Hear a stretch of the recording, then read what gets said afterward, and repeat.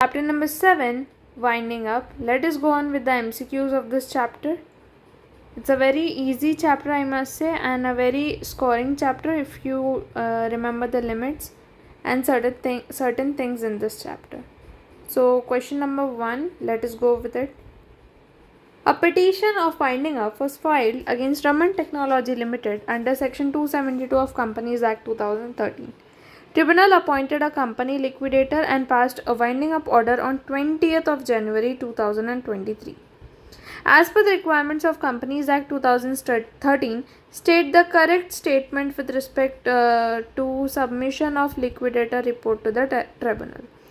Liquidator को appoint होने के बाद से कितने दिन मिलते हैं वो रिपोर्ट सबमिट करने के लिए? तो इसका सिंपल सा आंसर है कि उसको 60 डेज मिलते हैं. So answer is C. Question number 2 बात करता है the order of the company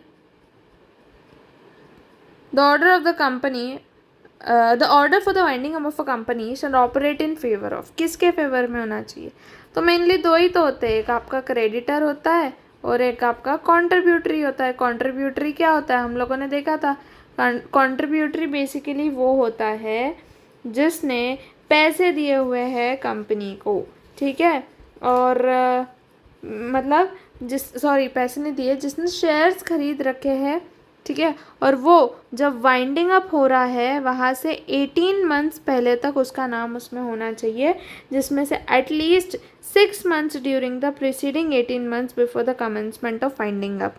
अब आपका वाइंडिंग अप हो रहा है, ठीक है, इन 18 महीनों में जो वाइंडिंग अप के से पहले 18 महीने हैं, उस पीरियड, उस 18 महीने में कोई भी 6 मंथ्स तक उसने क्या करने चाहिए? शेयर्स हेल्ड करके रखने चाहिए.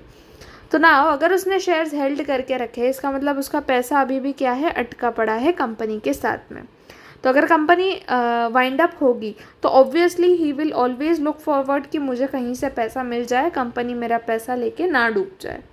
सो both the creditors as well as the contributories are very much needed कि उनका जो रिपोर्ट आएगा वो उनके फेवर में आए. ठीक है. Let us go to question number 3 now.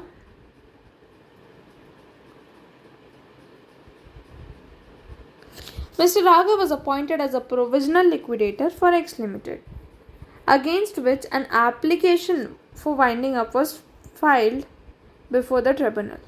It is noteworthy that Mr. Raghav was having a shareholding in the company. अब ये एक स्टेटमेंट है जो इसको थोड़ा सा क्वेश्चनिंग बनाती है. Enumerate the legal position of mister Raghav in the set condition. तो देखो यार, अगर आप एक प्रोविजनल लिक्विडेटर बनना चाह रहे हो, आप लिक्विडेटर बन रहे हो, दैट मीन्स कि you are going to decide whether liquidation is necessary और not, whether what the valuation will be and everything related to liquidation. Correct. Now if you have interest in company, like if you have any financial interest or you have any relatives, close relatives, then it might happen the decision that you take might get affected. So if Mr. Raghav is having a financial interest, as he was having a shareholding in the same company, so he cannot be appointed as a provisional liquidator. So Mr. Raghav can be appointed nahi, it can be appointed nahi, it can be appointed with prior intimation of the tribunal. Now tell me, is that right? वो appoint ही नहीं हो सकता है भाई mister.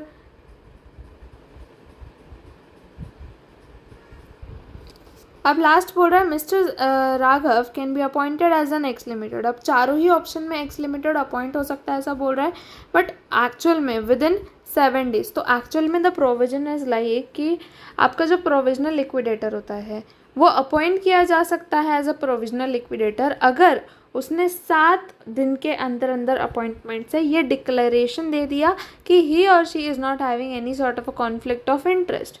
तो यहाँ पर तो वो साफ बोल रहा है ना कि ही वॉज हैविंग. अच्छा, okay, it is was having. देखो यार, आपको था, do you have it now? No. So आप जो है, अगर आप पहले शेयर होल्डर थे तो ठीक है, लेकिन आप अभी शेयर होल्डर नहीं होने चाहिए. तो अगर आप पहले थे तो अभी आपका कोई कॉन्फ्लिक्ट ऑफ इंटरेस्ट नहीं है. So the statement is correct. Mister Raghav can be appointed as this thing provisional liquidator in the company and he shall submit a declaration within 7 days. I hope this is clear. So option D.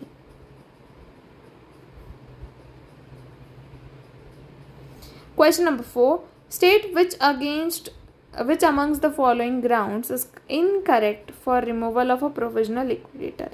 तो independent working having no conflict of interest incorrect है. आप किसके basis पे उसको नहीं निकाल सकते हो? तो आंसर तो हमको वैसे भी मिल ही चुका है. इंडिपेंडेंट है भाई, उसका कोई कॉन्फ्लिक्ट ऑफ इंटरेस्ट नहीं है, तो आप उसको किस बेसिस पे निकालोगे?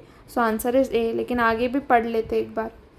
प्रोफेशनल इनकॉम्पिटेंस और failure to exercise due care, misconduct, fraud और misfeasance. So literally if you do not even go with this chapter, आप ये क्वेश्चन आंसर करके आ सकते थे.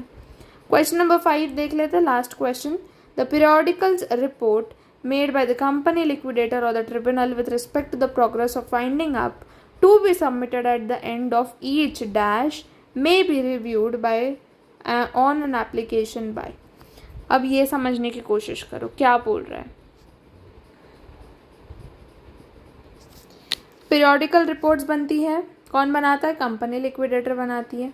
किसको देती है? ट्रिब्यूनल को देती है with respect to the progress of finding up.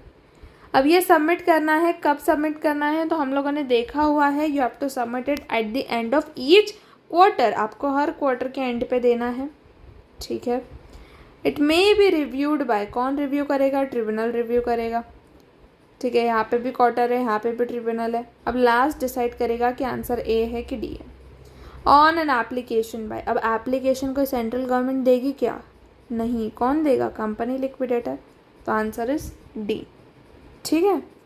Common sense अगर लगाओगे ना, मोस्टली आपका जो है एमसीक्यू सॉल्व हो जाता है. You just have to apply some common sense, some instincts, and then you're good to go for the exam. ठीक है. Thank you so much. Bye bye.